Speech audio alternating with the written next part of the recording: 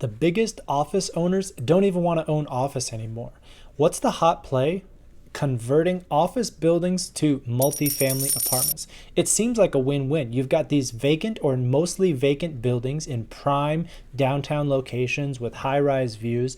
It's a lot of built-out empty space where it's not cost effective to demolish the building. It seems like conversions are a good play. Watch this video as I walk through how one company is doing it and what the outlook is for you as a potential investment.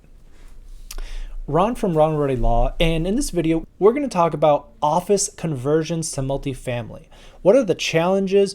Where are the areas where it makes financial sense? And what's one company that's doing it if you're interested in investing in this very interesting utilization of commercial real estate? So we're going to walk through a little bit of this article here. You can see Wall Street Journal, top office owners don't want to own office buildings, right? The rents are falling, occupancy is down. There is not a rosy picture in the long term. However, multifamily still has incredible demand, especially in high demand cities, dense urban areas.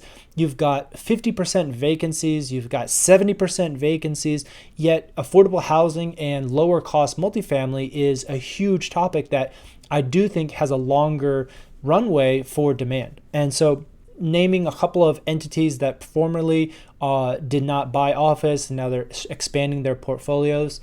Office vacancy rate was 12.3%. You know, it sounds low, but understand that the average does not take into account the extremes. And the location of those extreme buildings, they have very, very high occupancy compared to Class A buildings in growing areas that are at 99%. And so the extremes can vary a lot. Just there's an average, and it doesn't really convey this direness of the situation. Now, the markets that it makes the most sense is Washington, D.C. They have the highest number of office conversions going on right now. And I think that makes sense intuitively, right? They don't have as much office demand. Their housing pricing is very high. It's kind of constrained, but the office buildings are not as high dollar as, say, Manhattan. Although there are some conversion projects going on in Manhattan. You're going to have San Francisco. You're not going to have markets like LA, I think Atlanta. There was a great YouTube article, and I'll link to this guy who talked about this AT&T building in St. Louis. I don't think that would be a candidate for multifamily conversion, even trading for that minimal amount. Just the cost to build that many units, it doesn't make sense. Okay, and what does it cost, right? There's a lot of factors that go into a conversion. The number one issue that I've seen, and this was when I got to do a tour of a building that was being converted here in Dallas. It's called bluelofts.io. They just bought another building in Fort Worth, so it seems like they're getting some traction with this kind of modular construction. But the number one issue is plumbing. They need tons and tons of plumbing. You need bathrooms for every single unit. You need kitchens for every single unit. And that's a ton of water usage as well as sewer that those buildings were not designed for, right? Most core office buildings that are high rise, they've got your bathrooms on maybe one or two locations on each floor, and that's it. It just has central plumbing. Maybe you have kitchens, but again, it's going to be a handful of kitchens compared to the number of units per floor. So that's the number one. The other is fire safety code. So to go from office, which is kind of a large space and it's a commercial area with less density, but then you have fire safety codes for residential multifamily, the costs are just incredible to put in fire breaks and different types of materials. So it's not enough that office floors are empty and just represent an empty shell. The cost to construct and do all that, and then you still have that issue of amenities, right? Are you going to be putting in a pool? Because a lot of these older, outdated office buildings, they're not going to have any common areas. They're not going to have any gyms. Gyms probably easy to throw in, but they're not going to have a pool. They're not going to have a dog park. Parking is going to be another huge issue unless they have a massive parking structure that has way more parking requirements than office.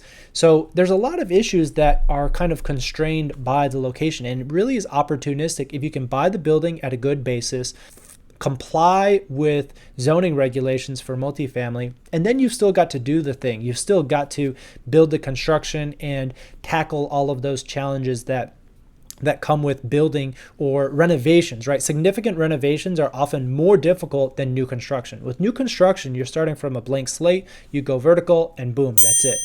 With renovation, you're going to be adapting. You're going to be relying on somebody else's design, some other structure that was built 50 years ago. And can you rely on some of those foundations, those elevator shafts? All these things become harder versus new construction. You know what you're getting, and there's no mishmash of old technology and new technology, that sort of thing. You know, I still think there is an opportunity, and if the demand continues to grow, and unfortunately we probably need rents to grow, we need multifamily rents to go up, but if that does continue to go up and the office prospects continue to decline, there will be a tipping point. There will be a crossover where the multifamily rents are growing and the projected revenue is enough compensation for a developer to buy a declining building value and make a little bit of money. So in the meantime, I think what investors should do is just be watching the market, see who are the players doing it, what are their criteria for successful projects, because it really could be a big, easy solution. Well, not easy. It could be a solution for the multifamily affordable housing crisis in addition to low office vacancy. But close to 500,000 units are expected to be completed this year, and that's up from 368,000 in 2019. So there is a increasing trend. However, it's very, very picky, and it is much more dependent on the particular building being successful versus a broad industry. So that's it for this office conversion to multifamily video. Smash that like button, subscribe if you're interested in more commercial real estate content, and we'll see you next time.